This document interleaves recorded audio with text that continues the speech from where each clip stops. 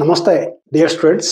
Gora Rajaji grand pass fundamental English grammar YouTube ఛానల్కి స్వాగతం సుస్వాగతం. విద్యార్థి మిత్రులారా, మనము ఎప్పుడైతే టెన్స్ స్టార్ట్ చేశామో అప్పుడు టెన్స్ ప్రతి టెన్స్లో 4 రకాలు ఉంటాయి. ఈ విధంగా ఆంగ్లంలో 12 రకాల సెంటెన్స్ ఉంటాయని ఇంతకుముందు మనం చదివాము. ఆ 12 రకాల్లో ఇప్పుడు చివరిది, the last one, future perfect continuous tense. Dear friends, ఎవరైనా ఈ వీడియో ఫస్ట్ టైం చూస్తున్నట్లయితే వారికి ఓ సూచన, దయచేసి ఇంతకుముందు వీడియోస్ ప్లేలిస్ట్లో ఉన్నాయమ్మా. సింపుల్ ప్రెజెంట్ టెన్స్ నుంచి ఇంతవరకు అన్నమాట. సో మీరు ఆ వీడియోలు చూడండి, ఆ క్లాస్ అటెండ్ కండి. ఆ వీడియోలో మీకు టెన్స్ గురించి పూర్తిగా అర్థమవుతుందమ్మా. సో ఆ చివరిది ఈ 12 మొత్తం రాసుకోండి అమ్మా. చూద్దాం మరి దీంట్లో ఫ్యూచర్ పర్ఫెక్ట్ కంటిన్యూస్ టెన్స్లో ఏముంటుంది. నేను ఇంతకుముందే చెబుతూ ఉంటాను, ప్రతిసారి చెబుతాను, పేరులోనే యాక్షన్ ఉందమ్మా. ఫ్యూచర్ పర్ఫెక్ట్ కంటిన్యూస్ టెన్స్ అంటే భవిష్యత్తులోనే పర్ఫెక్ట్ అవుతుంది, నడుస్తూ ఉంటుంది. ఫ్యూచర్ పర్ఫెక్ట్ కంటిన్యూస్ టెన్స్ అనమాట. చూద్దాము దీంట్లో సూత్రం చూద్దాం, సెంటెన్స్ చూద్దాం. Subject plus will obligation plus have plus been plus V1 plus ING. Friends, నేను ఇంతకుముందు మీకు చెప్పాను, ఇంగ్లీష్లో ఫ్యూచర్ టెన్స్ తయారు చేయడానికి, నిర్మించడానికి విల్ లేదా షెల్ హెల్పింగ్ వర్బ్ తీసుకుంటారు. సపోజ్ దీంట్లో కనుక మీరు ఈ హెల్పింగ్ వర్బ్స్ ఏవైతున్నాయో విల్, షెల్, వీటిని కనుక మీరు తీసేశారనుకోండి, ఇది ప్రెసెంట్ టెన్స్ అయిపోయిందమ్మా. Subject plus have plus been plus V1 plus ING present perfect continuous tense అయిపోయింది. అది దాంట్లో ఈ విల్ షెల్తో ఏమైందమ్మా, ఫ్యూచర్ టెన్స్ అయిపోయింది. గుర్తుంచుకోండి, అంటే ప్రెసెంట్ టెన్స్ కి విల్ లేదా షెల్ యూజ్ చేసి ఫ్యూచర్ టెన్స్ ని రాయొచ్చు అనమాట. ఏముంది ఇక్కడ, విల్ ఆబ్లిక్ షెల్, ఇదమ్మా. అంటే ఫ్యూచర్ టెన్స్ చాలా ఈజీ. మీ ప్రెసెంట్ టెన్స్ వస్తే ఫ్యూచర్ టెన్స్ వచ్చినట్లే. ఒక టెన్స్ వస్తే అన్ని టెన్స్ వస్తాయమ్మా. జస్ట్ మీకు టెన్స్ అంటే ఏమీ లేదు, వర్బ్ ఏదైతే ఉందో, క్రియ ఏదైతే ఉందో, గో, వెంట్, గాన్, ఈ 3 మీకు వచ్చినాయంటే పూర్తి టెన్స్ వస్తుందమ్మా. ఈ 3 గో, వెంట్, గాన్, ఈ వర్బ్స్, ఈ క్రియలు ప్లస్ నేను చెప్పిన ఈ మొత్తం టెన్స్, ఇవి రాసుకోండి, మీకు ఆంగ్లం తప్పకుండా వస్తుంది. వెళ్ళమ్మా చూద్దాం ఇక sentence. I will have been writing, నేను రాస్తూనే ఉంటాను. I will have been writing, నేను రాస్తూనే ఉంటాను. ఎప్పుడు, ఫ్యూచర్లో, ఇప్పుడు కాదు. Negative, I will not have been writing, నేను రాస్తూనే ఉండను. Interrogative, will I have been writing, నేను రాస్తూనే ఉంటానా.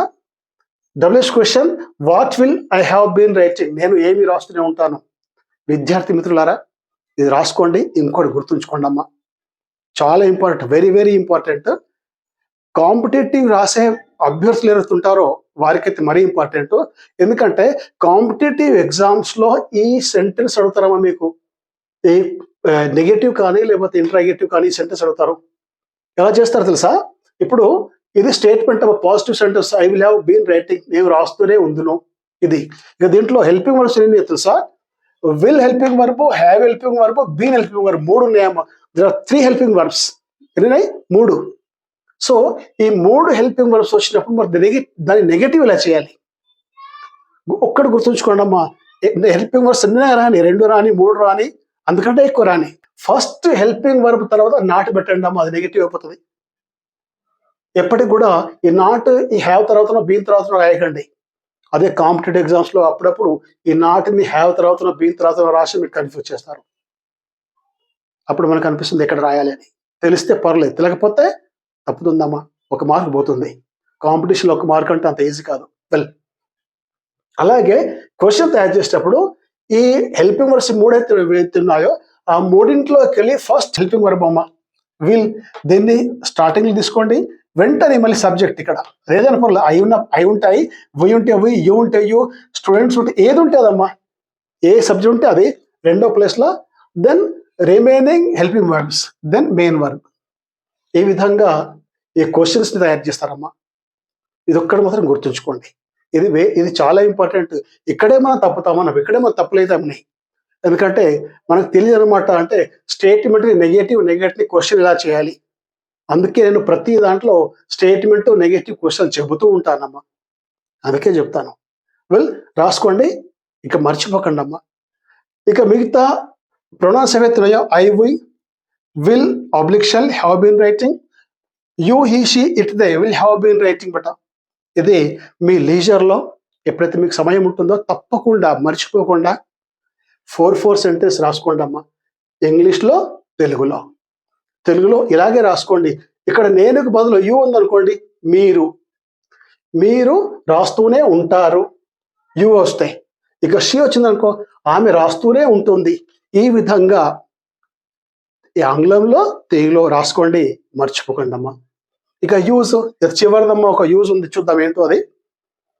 డిస్టెన్స్ అంటే ఫ్యూచర్ పర్ఫెక్ట్ కంటిన్యూస్ టెన్స్.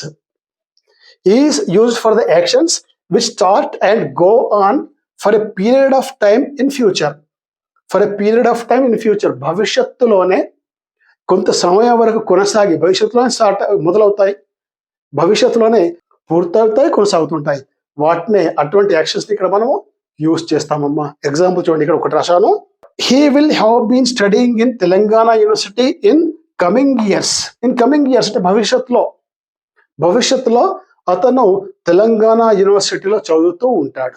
ఇది ఫ్యూచర్ పర్ఫెక్ట్ కంటిన్యూస్ టెన్స్ అన్నమాట. చదువుతూ ఉంటాడు, చదువుతాడు ప్రెజెంట్ టెన్స్, చదివాడు పాస్ట్ టెన్స్. ఇక దీంట్లో చదువుతూ ఉంటాడు, ఇది ఫ్యూచర్ పర్ఫెక్ట్ కంటిన్యూస్ టెన్స్ అమ్మా. సో ఈ విధంగా ఈ కాన్స్టిట్యూషన్స్ ఈ రోజుకి, ఈ క్లాస్కి మనవి మొత్తం 12 వాక్యాలు ఎలా రాస్తారు, దాంట్లో నెగటివ్ ఎలా ఉంటుంది, ఇంటర్గేటివ్ ఎలా ఉంటుంది, ఇవన్నీ మనం నేర్చుకున్నాము. ఇవన్నీ రాసుకోండి, అప్పుడప్పుడు రివిజన్ చేస్తూ ఉండండి. రివిజన్ చేయకపోతే మనం మర్చిపోతాం. దీనిపై క్లాస్ తీసుకుంటున్నామా, రివిజన్ చేస్తే ఉపయోగం ఏంటో, రివిజన్ ఎలా చేయాలి, మరి రివిజన్ చేయకపోతే ఏమవుతుందో, ఎలా మర్చిపోతామో, దీనిపైన ఒక వీడియో తీస్తానమ్మా. వెల్ స్టూడెంట్స్, ఇక్కడ ఆగుదాం మనము. టెన్స్ ఈ క్లాస్ పూర్తయింది. నెక్స్ట్ క్లాస్లో మనము యాక్టివ్ వాయిస్, ప్యాసివ్ వాయిస్తో మళ్ళీ కలుద్దాం. అంతవరకు all the best, take care.